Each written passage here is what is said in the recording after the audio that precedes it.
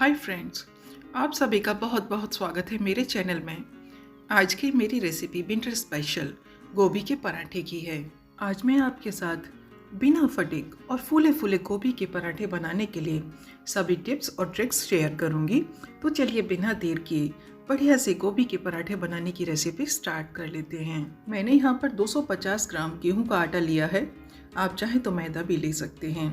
अब मैं इसमें ऐड करूंगी 1 छोटा चम्मच नमक। पराठे को बढ़िया फ्लेवर देने के लिए मैं इसमें 1 बड़ा चम्मच कसूरी मेथी ऐड कर रही हूँ। सर्दियों में फ्रेश मेथी भी आती है, यदि आपके पास अवेलेबल है तो आप उसे भी ऐड कर सकते हैं। कसूरी मेथी और नमक को मैंने आटे के साथ अच्छी तरह से मिक्स कर दिया है। अब हम थोड़ा थोड़ा पानी ऐड करके सॉफ्ट डो तैयार करेंगे। स्टफिंग वाले पराठे बनाने के लिए डो हमेशा ही सॉफ्ट ही तैयार किया जाता है। गेहूं का आटा अब पूरी तरह से बाइंड होकर डो फॉर्म में आ चुका है, लेकिन ये अभी काफ़ी रफ है और इसमें ये देखिए बिल्कुल भी इसमें लचीलापन नहीं है। अब डो में लचीलापन लाने के लिए इसे इस तरह से हमें 2 से 3 मिनट तक गूंथना है। करीब 2 मिनट तक गूंथने के बाद इसमें 1 छोटा चम्मच ऑयल ऐड करेंगे और अब इस ऑयल के साथ इसे हम 2 से 3 मिनट तक और गूंथेंगे। करीब 5 मिनट तक डो को गूंथने के बाद डो बहुत ही सॉफ्ट और लचीला हो गया है। स्टफिंग वाले पराठे बेलते समय फटे नहीं, इसके लिए ज़रूरी है कि आप इसी तरह से बढ़िया सा डो तैयार करें। अब इस डो को हम 10 मिनट के लिए रेस्ट पर रखेंगे। जब तक डो रेस्ट कर रहा है हम गोभी से स्टफिंग तैयार करेंगे। मैंने यहाँ पर 1 किलोग्राम का गोभी लिया था, जिसके फ्लोरेट को मैंने इस तरह से मीडियम पीसेस में कट कर लिया है। गोभी के फ्लोरेट को ग्रेट करने के लिए अब हमने एक ग्रेटर ले लिया है।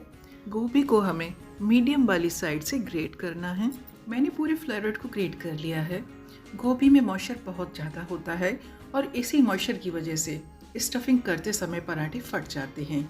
इसके लिए गोभी को ग्रेट करने के बाद एक कॉटन क्लॉथ से स्ट्रेन करेंगे ताकि इसका जितना भी एक्स्ट्रा पानी है स्ट्रेन हो सके। गोभी के पानी को हमने स्ट्रेन कर दिया है।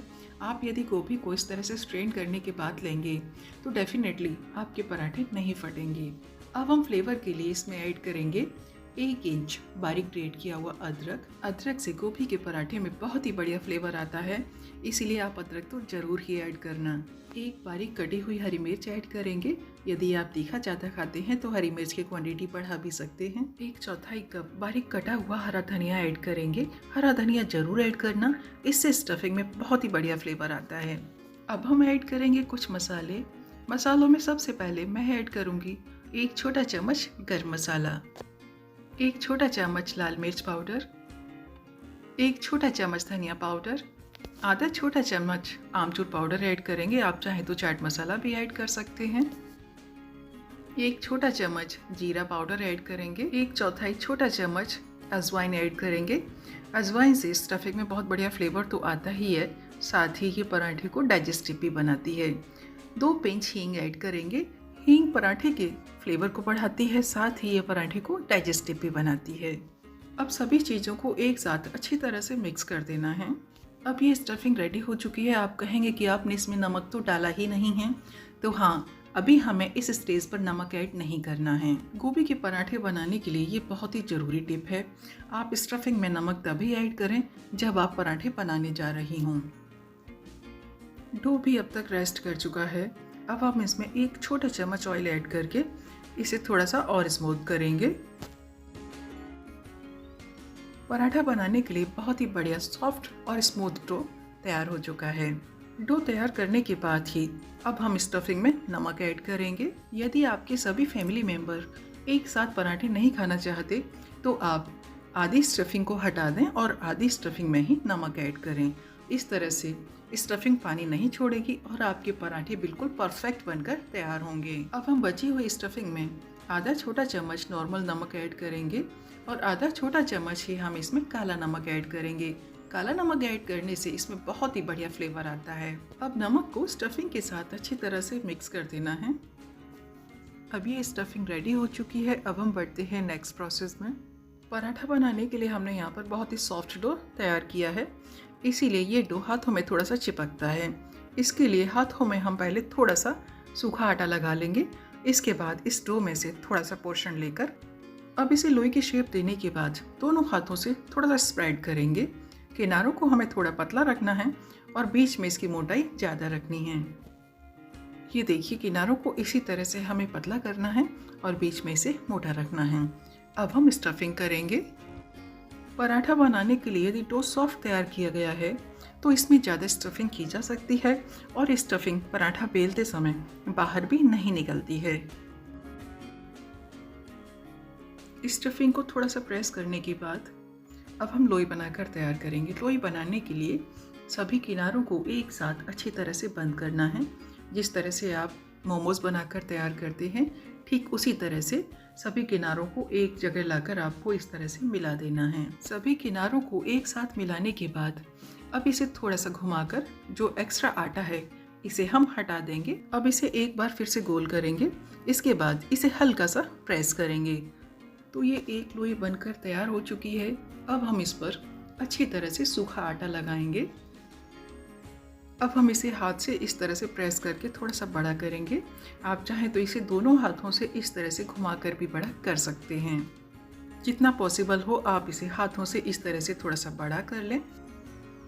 इस तरह से थोड़ा सा बड़ा करने के बाद अब हम इस पर एक बार फिर से सूखा आटा लगाएंगे। अब इसे हल्के हाथों से इस तरह से बेलना है जिससे कि जो इसकी स्टफिंग है वो बराबर से पूरे पराठे में स्प्रेड हो सके। मैंने पूरा पराठा बेलकर तैयार कर लिया है और आप देख सकते हैं इसकी स्टफिंग कहीं से भी बाहर नहीं निकल रही है। और ये देखिए, मैंने इसे पतला भी बनाया है, दूसरी साइड से भी कहीं भी स्टफिंग बाहर नहीं निकल रही है। तो अब हम बढ़ते हैं नेक्स्ट स्टेप में। पराठा बनाने के लिए मैंने तवे को मीडियम हाई फ्लेम पर गर्म कर लिया है। इससे अच्छी हीट आ रही है। पराठा सेकते समय भी गैस की फ्लेम को मीडियम हाई ही रखना है। करीब आधा मिनट के बाद जब पराठे का कलर थोड़ा सा चेंज हो जाए तब इसे फ्लिप करना है। अब पराठे को घी से ग्रीस करेंगे। पराठा बनाने के लिए आप ऑयल भी यूज़ कर सकते हैं, लेकिन देसी घी या बटर से बने हुए पराठे तो बहुत ही टेस्टी होते हैं। कुछ देर के बाद इसे हम फ्लिप करेंगे और ये देखिए, स्टफिंग वाला पराठा होने के बावजूद भी पराठा पूरा फूल चुका है। अब पराठे की दूसरी साइड को भी ग्रीस करेंगे। पराठे को प्रेस करते हुए मैंने दोनों साइड से बढ़िया सा गोल्डन ब्राउन होने तक सेक लिया है। तो ये बढ़िया सा गोभी का पराठा बनकर तैयार हो चुका है। यदि आपको मेरे इस पहले वाले तरीके से स्टफिंग करने में थोड़ा मुश्किल लगती है तो मैं अब आपको स्टफिंग का एक बहुत ही आसान सा तरीका भी बता देती हूँ। दूसरे आसान तरह से पराठा बनाने के लिए मैंने यहाँ पर दो छोटी छोटी लोइयाँ ले ली हैं। अब इन दोनों ही लोइयों से मैं दो पतली शीट बनाकर तैयार करूँगी। बराबर की दो पतली शीट तैयार करने के बाद अब हम स्टफिंग करेंगे। इस तरह से पराठा बनाते समय स्टफिंग को आपको शीट के सेंटर में करना है। इसके किनारों को आपको खाली रखना है क्योंकि दोनों शीट को हम जोड़ेंगे। यदि किनारों पर भी स्टफिंग होगी तो पराठा खुल जाएगा। स्टफिंग को पूरी शीट पे फैलाने के बाद अब इसे हम दूसरी शीट से कवर करेंगे। दोनों शीट के किनारों को आपस में मिलाने के बाद अब इसे एक फॉर्क की हेल्प से हम हल्का सा प्रेस करेंगे। दोनों किनारों को हमने अच्छी तरह से फॉर्क से भी प्रेस कर दिया है। इस तरह से भी बहुत ही आसानी से गोभी का स्टफिंग वाला पराठा तैयार किया जा सकता है। दूसरी तरह से बनाए हुए पराठे को भी मैंने दोनों ही तरफ से बहुत ही बढ़िया गोल्डन ब्राउन सेक लिया है। तो यह हमारा दूसरा पराठा भी बनकर तैयार हो चुका है। अब मैं आपको पराठे को कट करके दिखाती हूँ। तो ये हमारा बहुत ही बढ़िया गोभी की स्टफिंग वाला पराठा बनकर तैयार हो चुका है। इस रेसिपी को आप एक बार ज़रूर ट्राई कीजिए। यदि आपको मेरा वीडियो यूज़फुल लगा हो तो इसे लाइक और शेयर करना ना भूलिए।